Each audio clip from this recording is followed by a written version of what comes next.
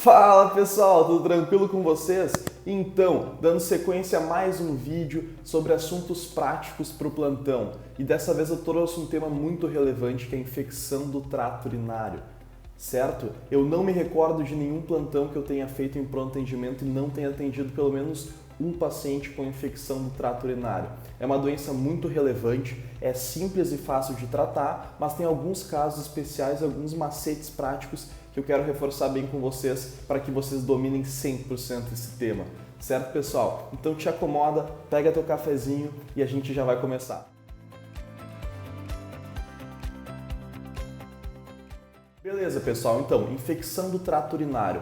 Definição primeiro, certo? É qualquer tipo de patógeno na nossa via urinária. Por quê? Porque a princípio a nossa urina é para ser sempre estéril, não é para ter nenhum tipo de bactéria. Beleza? É a infecção bacteriana mais comum e em mulheres é 6 vezes mais frequente do que homens, principalmente por dois motivos: a uretra mais curta da mulher e a menor distância entre a uretra e o ânus, certo? O mecanismo é fácil de entender, normalmente é por translocação de bactérias das nossas fezes, né, do nosso trato gastrointestinal para o ambiente urinário, certo? Então, para a nossa uretra, e por via ascendente faz a infecção, que pode ser de 3 tipos, certo? Cistite, quando inflama e infecta a nossa bexiga; pielonefrite, quando inflama e infecta os nossos rins, certo? E normalmente pielonefrite é a evolução de uma cistite não tratada ou maltratada; e bacteriúria, certo? Que é quando tem esse patógeno na urina, podendo ou não dar sintomas. Quando é assintomática, em geral a gente não precisa tratar, exceto 3 indicações que a gente vai falar mais pra frente. Quando ela for sintomática, normalmente esse germe já vai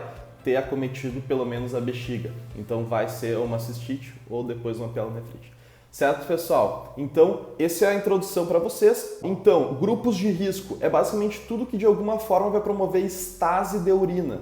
Ou seja, urina parada, certo? Xixi parado no trato urinário, ele faz com que aumente o risco da infecção, beleza? Então, crianças menores do que 5 anos, certo? É importante investigar a alteração anatômica nessas crianças. Gestantes, certo? 10% das gestantes vão ter bacteriúria, podendo ou não ter infecção. Pacientes com sonda vesical de demora, certo? Aumenta em 5% ao dia a chance de ter bacteriúria, beleza? Pacientes diabéticos, pacientes idosos e pacientes com lesão medular, certo? Aqueles pacientes que perdem o controle esfincteriano, beleza? Então agora falando sobre os 3 tipos principais da infecção trato urinário que tu tem que dominar. Cistite, então, nossa primeira infecção aqui, tá? Infecção da bexiga. A clínica eu sei que vocês sabem: disúria, polaciúria, dor suprapúbica, né? Urgência miccional. Aqui, na maior parte dos casos, a gente não precisa de exame complementar quando for uma cistite não complicada. O que é uma cistite não complicada, Germano? É uma cistite em mulher, porque se for em homem já é complicado. Uma cistite em mulher sem alteração anatômica do trato urinário, pelo menos não alguma alteração conhecida. Paciente que não esteja gestando, certo? Não grávida, e paciente que tenha clínica típica. Beleza, pessoal? Nesses casos não precisa de EQU nem urocultura, pode fazer o tratamento com antibiótico empírico sem problema algum. Tratamento: drogas preferenciais, são 3. Primeiro, que é a que eu mais uso, nitrofurantoína, 100 mg, 6 em 6 horas, 5 dias. Segunda droga, Bactrim, certo? Posologia é um pouquinho diferente porque são 2 medicações. Tu vai escrever Bactrim, né? 160/800, um comprimido via oral de 12 em 12 horas por 3 dias. Terceira droga, fosfomicina. Dessas 3 é que tem eficácia um pouquinho menor. Fosfomicina é um sachê, né? Vem em pó, na verdade. Tu vai diluir num copo de água e vai tomar, ingesta única, 3 gramas, certo? Eficácia um pouquinho menor, mas na maior parte dos casos vai resolver igual, certo? Beleza. Qualquer caso que fuja desses critérios que eu falei de cistite não complicada, tu tem que pedir EQU e urocultura, certo? EQU, o que é o principal que tu tem que saber olhar? Nitrito mais esterase leucostária positivos aumentam muito o valor preditivo positivo, ou seja, a chance de aquilo ali ser uma infecção trato urinário, mais de 95%. Então, quando tiver esses 2, tu trata, ainda mais quando tiver clínica, beleza? EQU, então, pode ser coletado pelo jato médio, na prática é o mais comum, e tu tem que fazer uma urocultura. Então, tu vai coletar a urocultura e o EQU e depois tu vai começar antibiótico. beleza? Na urocultura, se for para o jato médico, é o mais comum, maior do que 10 nas 5 unidades formadoras de colônia de alguma bactéria, beleza? Isso vai ser maior do que 100 mil. Show?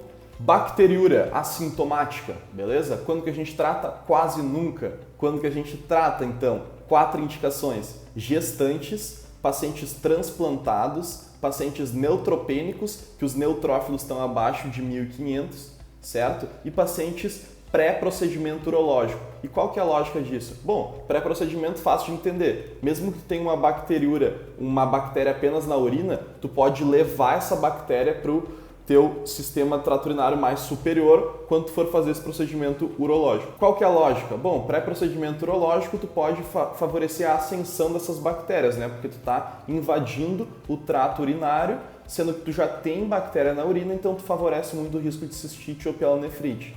Gestante, certo? Porque é muito fácil de gestante ter infecção e essa infecção é muito ameaçadora à vida, especialmente do bebê. Então a gente tem que tratar. E transplantados neutropênicos, porque muitas vezes os pacientes estão com uma bacteriúria assintomática simplesmente porque as defesas do corpo estão tão baixas que eles não conseguem manifestar clínica, beleza? Esse é o racional por trás desse tratamento. O tratamento pode ser feito da mesma maneira como eu falei antes, beleza? Cuidar que em gestantes tu não pode usar quinolona, não pode usar ciprofloxacin e não pode usar norfloxacin, né? Que são algumas opções que mais antigamente eram utilizadas para cistite. Beleza? Então, para gestante, usa nitrofurantoína, que é uma droga segura. Fechou? Bom, pielonefrite. O que me chama a atenção para pensar em uma pielonefrite? Febre, certo? O paciente que está com febre é muito provável que ele tenha uma pielo e não apenas uma cistite. Ele pode ter uma pielonefrite não complicada. Isso porque raramente uma infecção apenas de bexiga vai causar febre no teu paciente, certo? Tem um sinal semiológico que é muito sensível e específico para a pielonefrite, que é PPL, né? O sinal de Giordano, percussão, punho lombar, certo? Vai pegar as costas do teu cliente, vai bater aqui ao longo da linha da coluna, né? Na musculatura paravertebral, e como o teu rim está inflamado, ele vai inchar e vai encostar na musculatura. Enquanto quando tu bater, o cara vai dar um grito, não vai ser tipo assim, ah, tá com dor? Sim, tô com dor, doutor. Não, tu vai bater e vai fazer isso aqui, ó. Entendeu? Foi mal, se alguém tomou um susto, desculpa. Certo, pessoal? Mas então, PPL e sinal de Giordano. Normalmente, pielonefrite vai vir acompanhada de uma clínica um pouco mais exuberante. O paciente vai ter náusea, vai ter vômito, vai estar uma piora maior do estado geral do paciente, certo? Um paciente que tu vê que ele tem uma infecção mais sistêmica. Beleza? Nesses casos, a gente tem que pedir aqui a urocultura e aí o restante da investigação vai depender de alguns outros fatores. Paciente que está tranquilo, que apesar de ter febre, de ter o PPL positivo, tu vê que é um paciente que está estável, está com sinais vitais todos estáveis, não tem nenhum sinal que possa te fazer pensar que esse paciente está em sepse.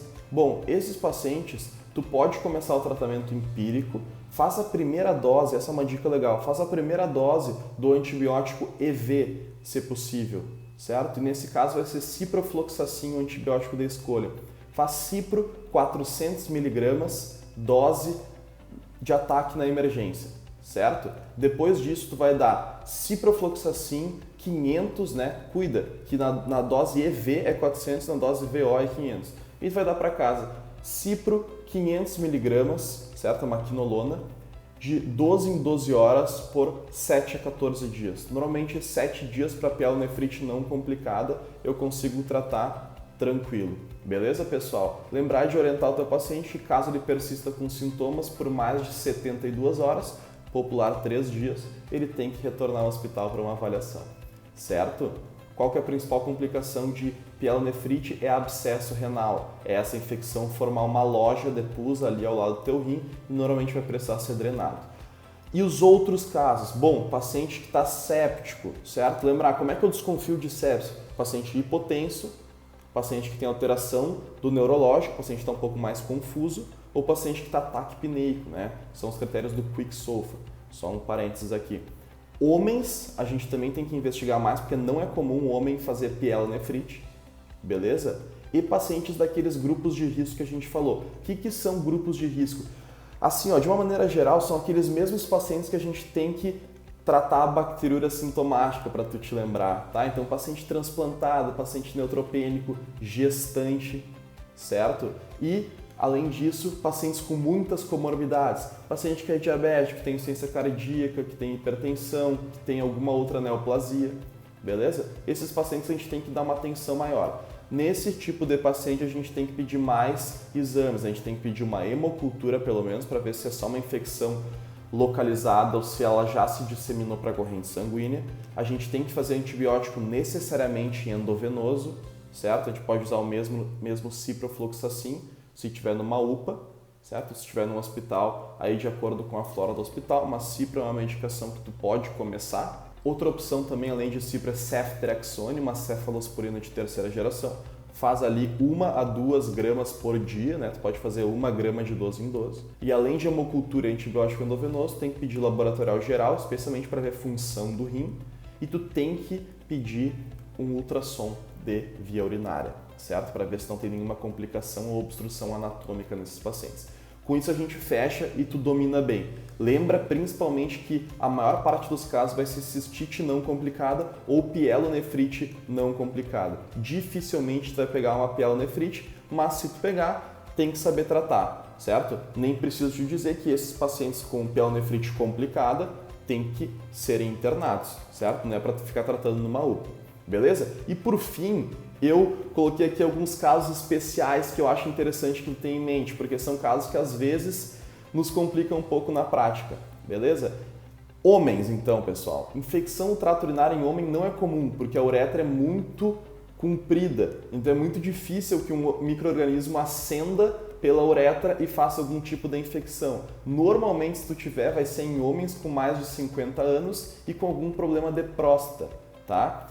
O que a bibliografia nos manda fazer? Bom, paciente homem que não tenha nenhuma doença de próstata ou obstrução conhecida, a gente tem que fazer avaliação prostática, através ou do exame do toque ou do ultrassom. Eu acho que todo paciente que tenha a primeira infecção urinária, né, homem, merece ter uma avaliação por imagem, que é um exame fácil e que nos dá muitas informações, certo, pessoal? Nesses pacientes, obrigatoriamente pedir EQU e urocultura.